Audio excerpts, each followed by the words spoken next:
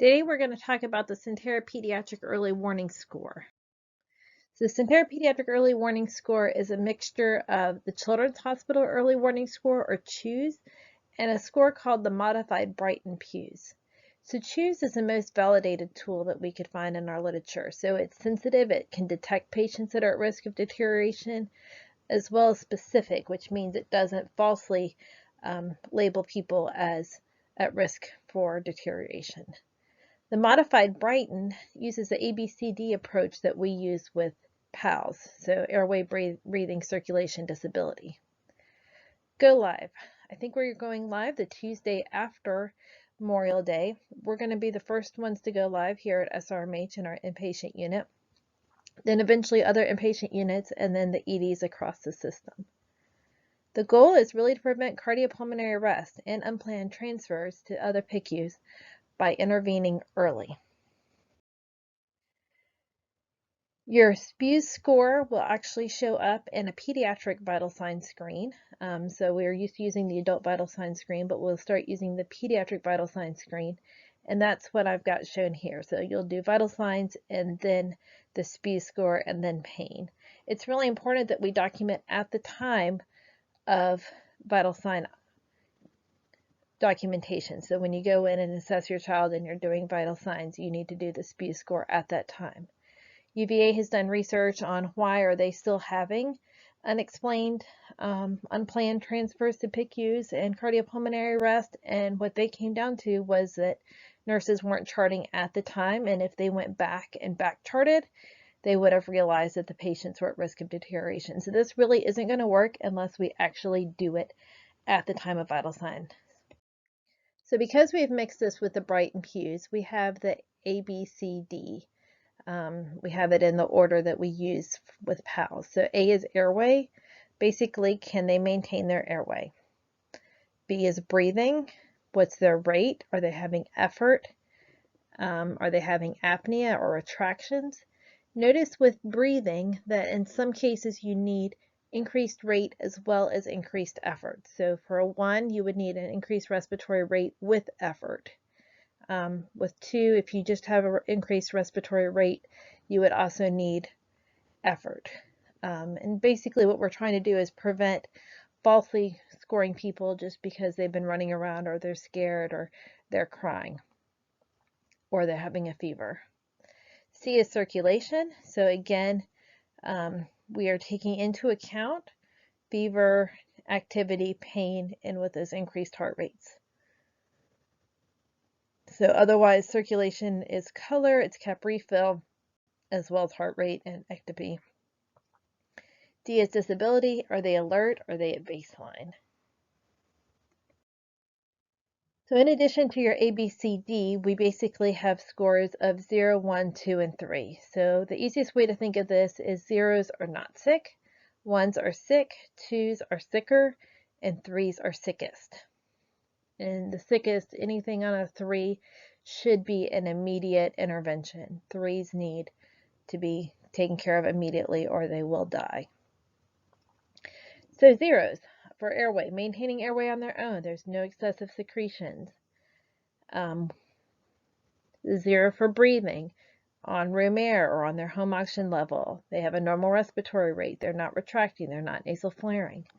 0s for circulation. They have normal color, good cap refill, normal heart rate, no ectopy. 0s for disability. They're playing and sleeping appropriately. They're at their baseline. 1s, we start getting a little sicker. So 1 for airway. They've got a little bit of stridor if they're moving around. They've got, just some loose, mild wheezing. They have mild secretions that they can manage pretty much on their own. They only need interventions of nebs or suctioning every 2 to 4 hours. They're not needing a whole lot of PRNs. 1 for breathing. They're needing nasal cannula oxygen. If they have intermittent apnea, they can resolve. They don't need to be stimulated or anything. They've got a little bit of increased respiratory rate along with a little bit of increased effort. So nasal flaring or just really mild retractions in only one location. A 1 for circulation.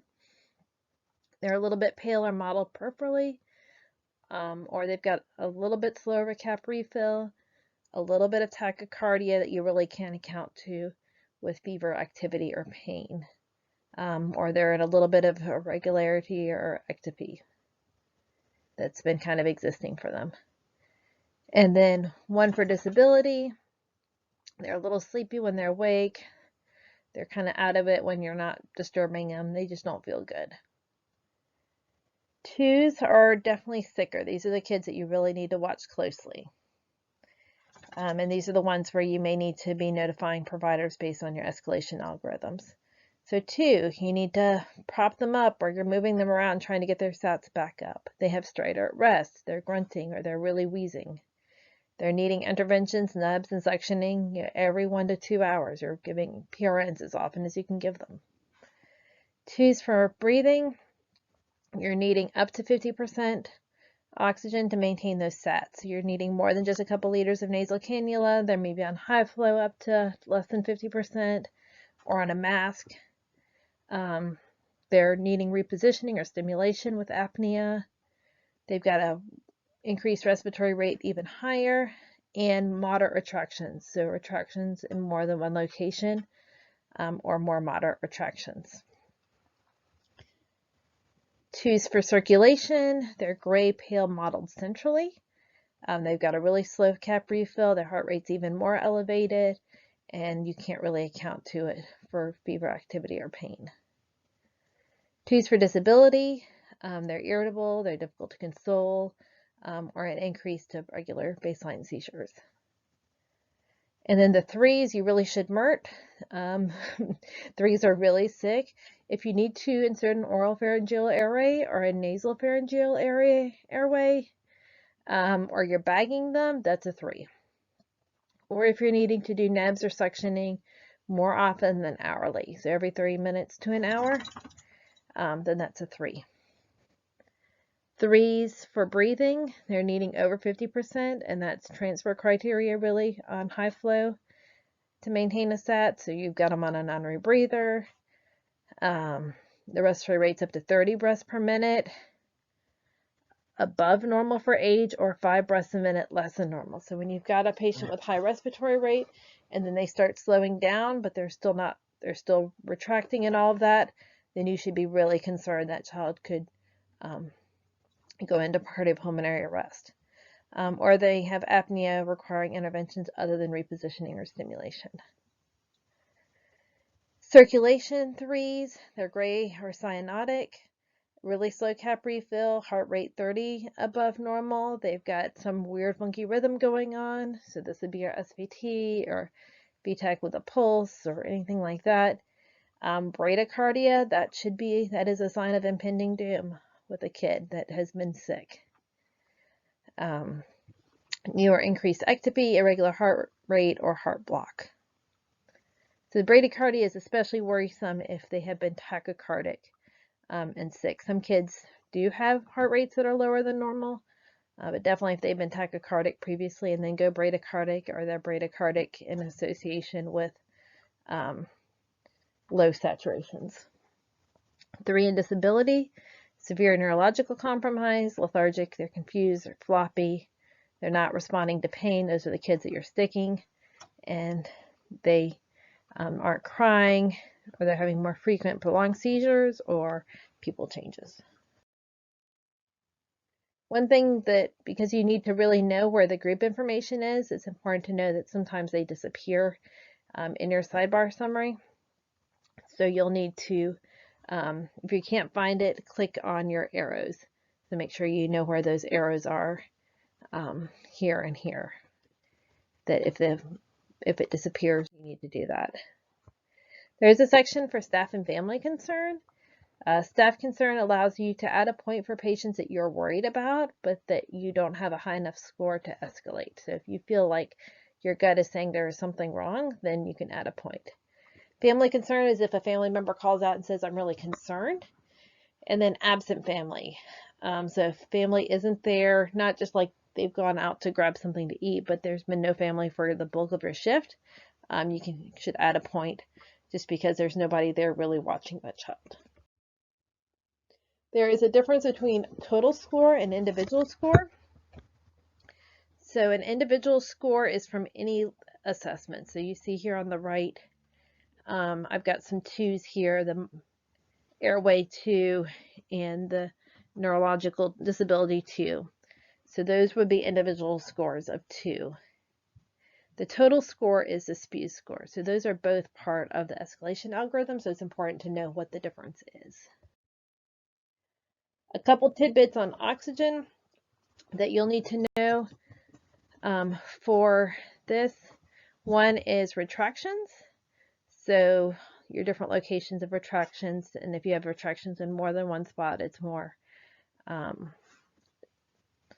serious than just one. And then the other is oxygen percentage delivery by device. So nasal cannula, depending on the nasal cannula, pretty much at any level that we're giving is always going to be under 50%. When you get into the simple mask, some of those can get to about 60, and then definitely the non-rebreather is 60 to 100, depending on the liter flow. So your low scores, these are total scores. Routine care, so 0 to 2, continue vital signs and Pew score every 4 hours. The only exception to that is if you go from 0 to a 2, and then you would notify the doctor based on that separate algorithm that we'll talk about in a minute. Moderate score is 3 to 7. We need to notify the provider of patients with an initial score of 3 and above, and any increase of score after that assessment. We should request continuous pulse oximeter and telemetry orders. The charge nurse should check out that patient of an initial score of 3 or above, and then any increase of that score after that assessment. And you should reassess patients with scores of 3 and above every 2 hours. High is a score of 8+.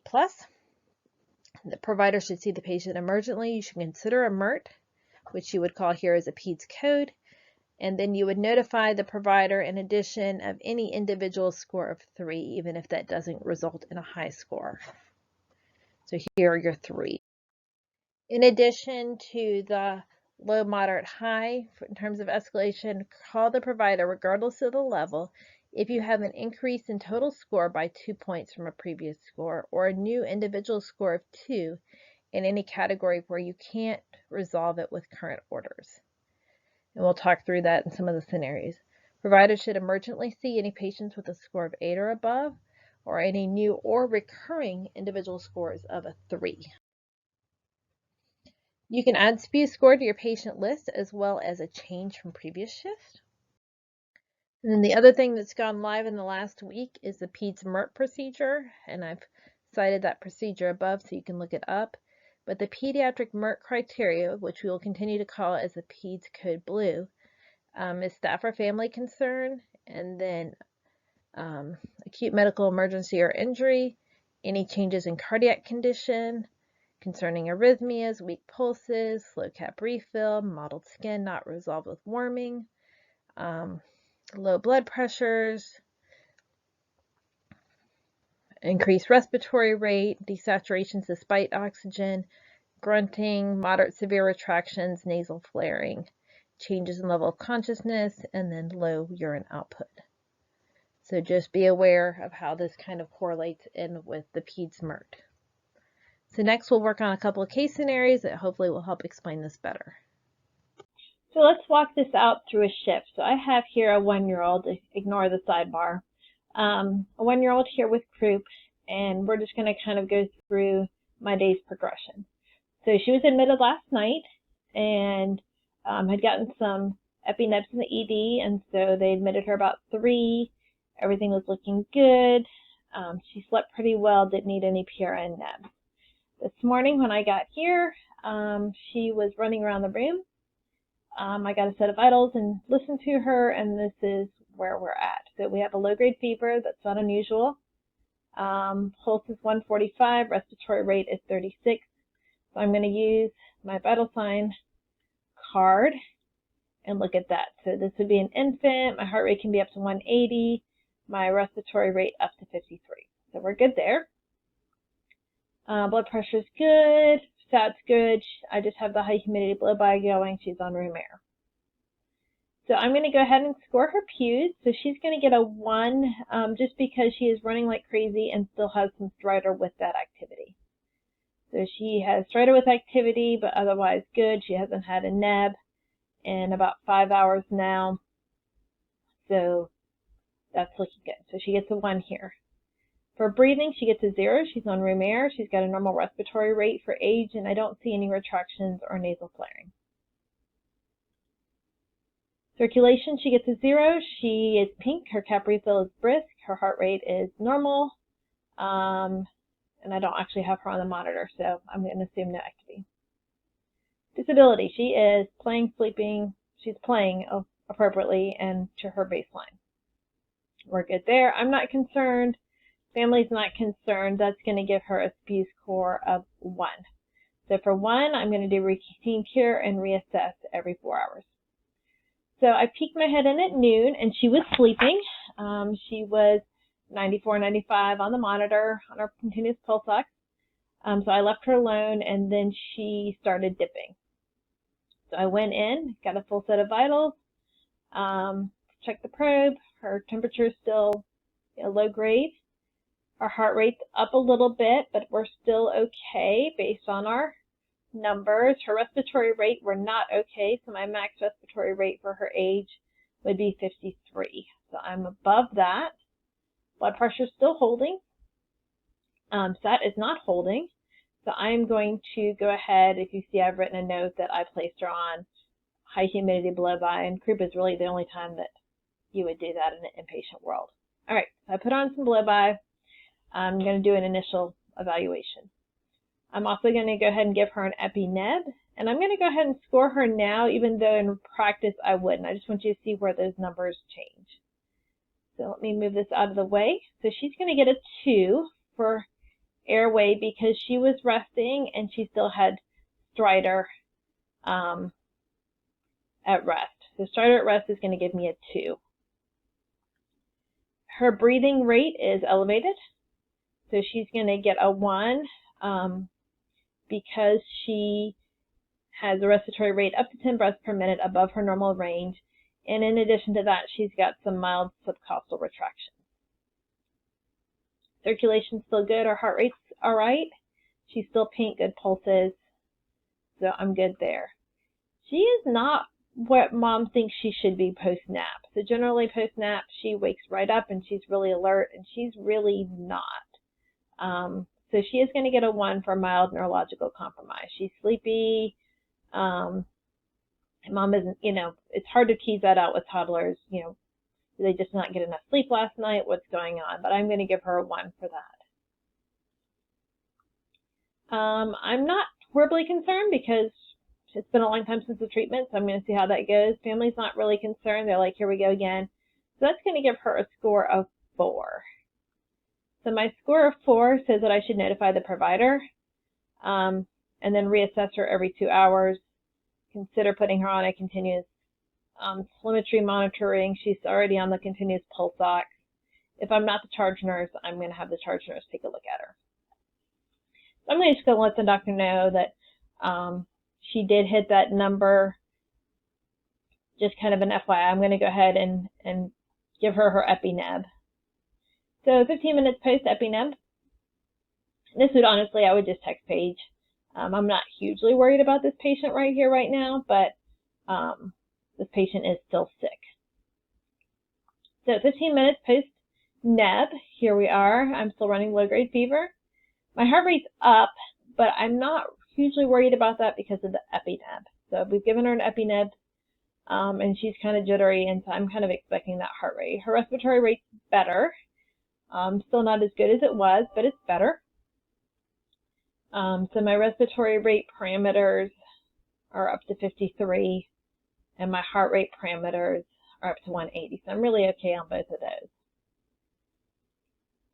She's also kind of waking up and fussing and, being a toddler woken up too early from her nap. So her SAT's good. I was able to discontinue the blow-by once I gave her epi-neb. And she's just back on the high humidity blow-by in the room. So here's where she's scoring now. She's scoring a 2 because she's still mostly at rest and still got some stridor, although that's getting better. But we're just going to kind of keep an eye on her here. She's getting a 0 for breathing because she's back on room air and she's no longer retracting. She's breathing easier. Circulation remains a 0. Disability is back down to a 0 because she's woken up and she's watching her show and eating her animal crackers. So that's all good now. Dad's not concerned, Mom's not concerned, so that brings her back down to a 2. All right, let's do another one. I have this teenager who was post-appendectomy, so I started out my shift with him. So his vital signs were good, a little bit of a low-grade temperature. I have him doing his IF. Pulse was up a little bit, although it's just barely outside of my normal. So my normal for adolescent gets me to 100, and he's at 105. But honestly, I'm going to attribute that to his pain. So when I scroll down here in a minute, you'll see that his pain level is an 8. So I'm really going to think that that has more to do with pain than it does a cardiac issue. Respiratory rate's 20, blood pressure's good, that was good, he's on room air. In terms of his pews then, airway, he's maintaining his airway on his own, no excessive secretions. Breathing, stats are good, normal respiratory rate for age, he's not retracting or nasal flaring. Circulation is good, he's a normal color, good cap refill. Disability, he's alert and oriented, playing on his phone. I'm not concerned, family's not concerned, his SPEW score is 0. So I'm going to continue routine care, and I'm going to reassess him every 4 hours. So about noon, I was heading in to see him anyway, and he says, I just feel strange. So he's not on a pulse ox or anything, he's just a routine post-op. I was just waiting on the surgeon to see him. Like, my heart just feels weird. So I put him back on the monitor. He's still running a bit of a low-grade temp, and his heart rate is 188. So I put him on the monitor, and I see SVT. So obviously I'm not going to stop and do his SPEW score right then. I was going to actually intervene, and I'm going to call a MERT. But I'm going to show you how all that connects here in a minute. I just don't want you to think, no, you've got to do all of the right things before you can call a MERT. Absolutely. Somebody's in SVT, call a MERT. Respiratory rate's up a little bit. He's kind of anxious. Blood pressure's up a little bit. He's kind of anxious. That's still good. He's definitely still stable in this rhythm, which means I will probably, start conservatively based on my PALS algorithm. So here are the vital signs score. So you see his normal heart rate should be up to 100. His normal respiratory rate should be 20. All right.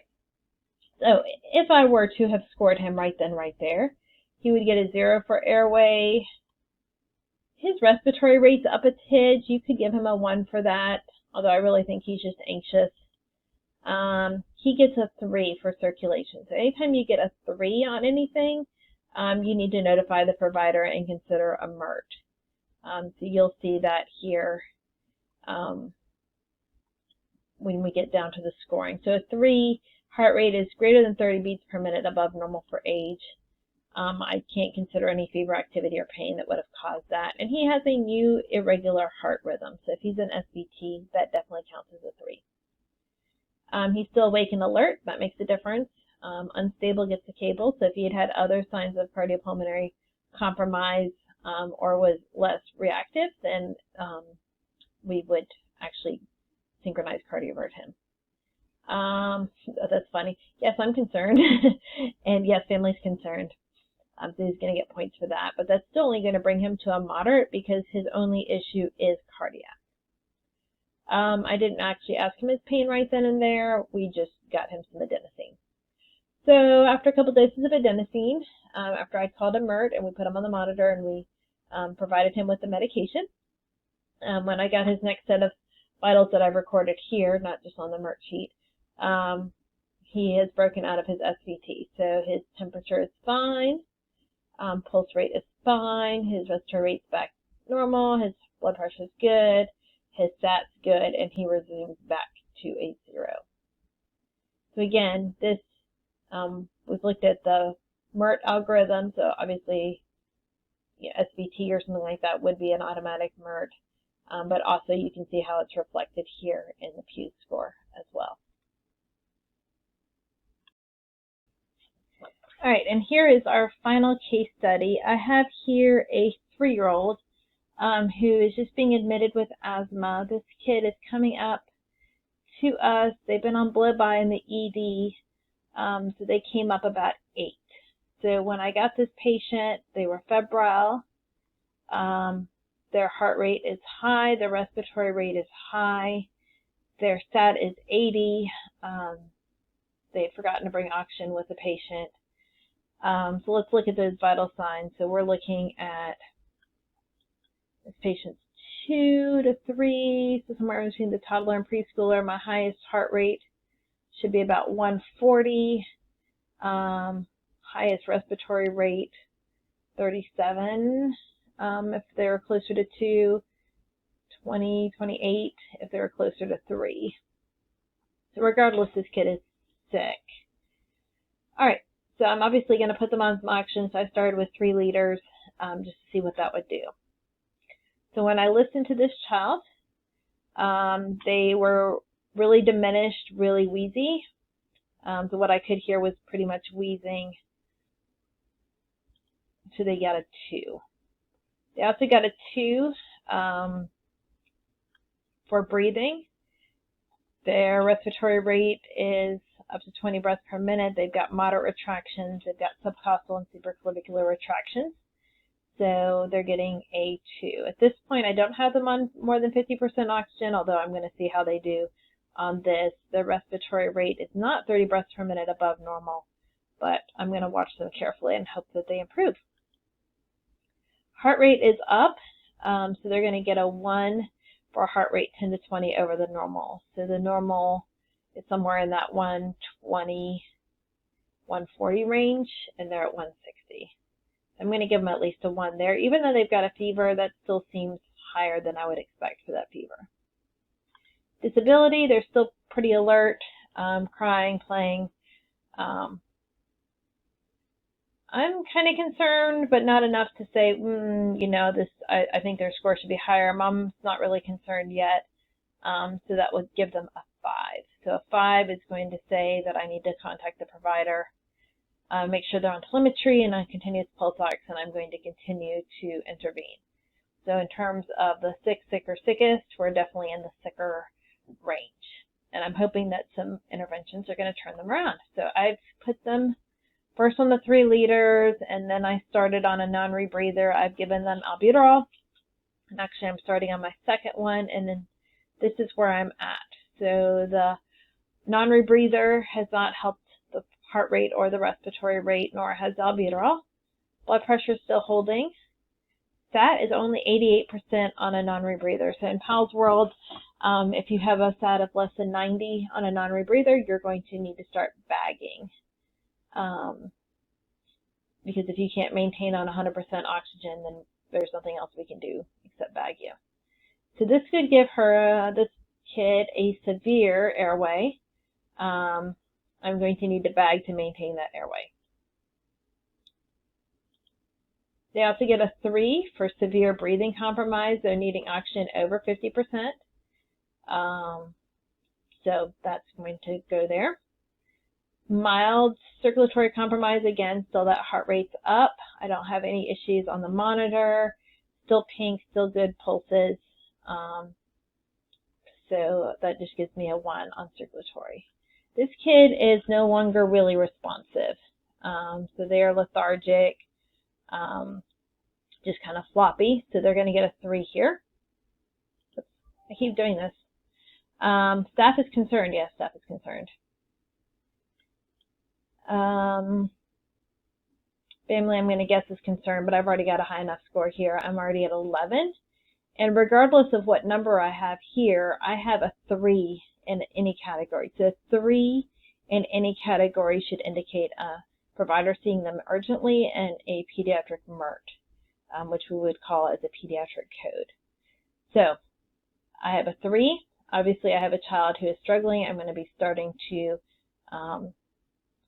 breathe for the child using an ambu bag, and this would definitely be a Merck situation. And then finally, I just want to show what this patient list looks like for a variety of these patients.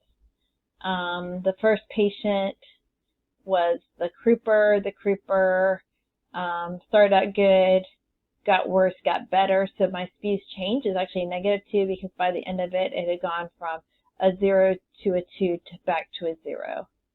The same with my SPT kid. They had gone from a 0 to a 5 to a 0. So that also gave me a change of -5.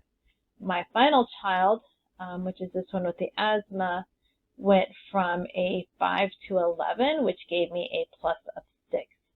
So this is how you read the speeds change column. And the first one was just somebody I was playing with that wasn't actually part of a case scenario.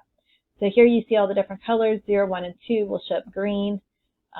Moderates will show up yellow, and a high will show up red.